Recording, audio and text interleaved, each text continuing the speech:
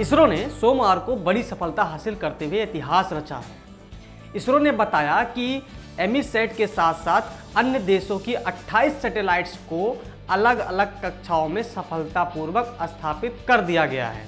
इससे पहले PSLV C-45 ने इलेक्ट्रॉनिक इंटेलिजेंस सैटेलाइट एमीसैट को सन ऑर्बिट में सफलतापूर्वक प्रक्षेपित किया। इलेक्ट्रॉनिक इंटेलिजेंस उपग्रह एमीसैट को PSLV C-45 से इसरो ने श्रीहरिकोटा के सतीश धवन स्पेस सेंटर से लॉन्च किया। बता दें कि इसरो का यह पहला ऐसा मिशन है जो 3 अलग अलग कक्षाओं में सैटेलाइट्स को स्थापित करेगा। PSLV C-45 के जरिए जो सैटेलाइट्स लॉन्च किए गए हैं उनमें सबसे महत्वपूर्ण है EMISAT यानी इलेक्ट्रॉनिक इंटेलिजेंस सैटेलाइट है।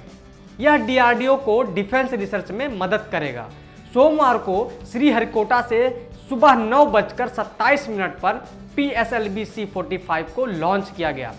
इसमें 28 देशों के कस्टमर उपग्रह हैं, जिसमें से 24 तो अमेरिका के ही हैं।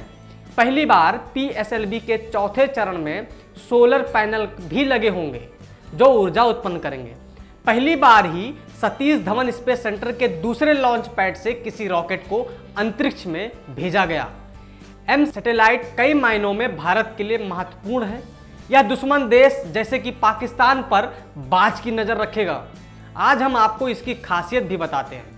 एमसैट पाकिस्तान की सीमा पर इलेक्ट्रॉनिक या किसी तरह की गतिविधि पर नजर रखेगा, यानी बॉर्डर पर यह सैटेलाइट रडार और सेंसर पर पैनी नजर बनाए रखेगा। कम्युनिकेशन इंटेलिजेंस के जरिए यह पता लगाएगा कि उस क्षेत्र में कितने कम्युनिकेशन डिवाइस सक्रिय हैं। सीमा पर तैनात सेंसर के जरिए दुश्मन के क्षेत्र की सटीक स्थान का पता लगाने में मदद करेगा। रात के अंधेरे में भी यह सैटेलाइट तस्वीरें खींचने में सक्षम है। इसके जरिए दुश्मन के हथियारों और सैन्य ताकत के बारे में भी पता लगाने में मदद मिलेगी। DRDO के वैज्ञानिकों द्वारा स्वदेश में निर्मित 436 किलोग्राम वजन वाली इस सैटेलाइट से भारतीय सर्विलांस मजबूत बनेगा। पृथ्वी की 749 किलोमीटर ऊंची कक्षा में स्थापित होने के कारण यह रडार नेटवर्क की निगरानी भी करेगा। लेकिन इस बार इसरो ने कुछ अलग करने को सोचा। नासा की तर्ज पर इसरो ने आम नागरिकों को रॉकेट लॉन्चिंग का नज़ारा देखने की इजाज़त दी। इसरो का यह पहला ऐसा मिशन है जिसे आम लोगों की मौजूदगी में लॉन्च किया गया है।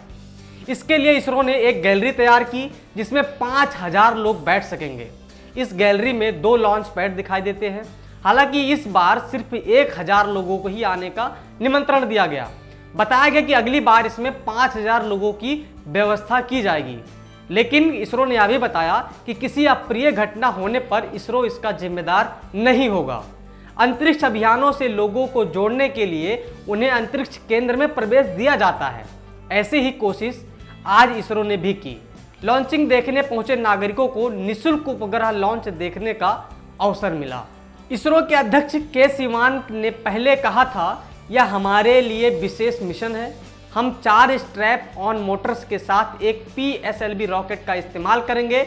इसके अलावा पहली बार हम 3 अलग अलग ऊंचाई पर रॉकेट के जरिए ऑर्बिट में स्थापित करने की कोशिश कर रहे हैं।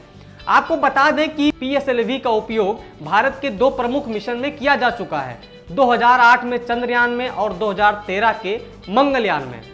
अब कुछ ही दिन पहले ही प्रधानमंत्री मोदी ने देश को संबोधित करते हुए कहा था कि भारत ने अंतरिक्ष में एक बड़ी कामयाबी हासिल की है, जिससे भारत अंतरिक्ष में भी किसी जासूस सैटेलाइट को मार गिराने में सक्षम हो गया है और इसका परीक्षण भी हो चुका है। पिछले कुछ सालों में जिस तरह से भारतीय वैज्ञानिकों ने कमाल कर दिखाया है, उससे भारत को एक नई ऊंचाइयों पर पहुंचने में मदद मिली है। अमेरिका और चीन जैसे देश भारत की मदद ले रहे हैं। इन सब के लिए हमारे देश की सरकार भी जिम्मेदार है, जो वैज्ञानिकों को प्रोत्साहित कर रही है और उनकी ज़रूरतों को पूरा कर रही है।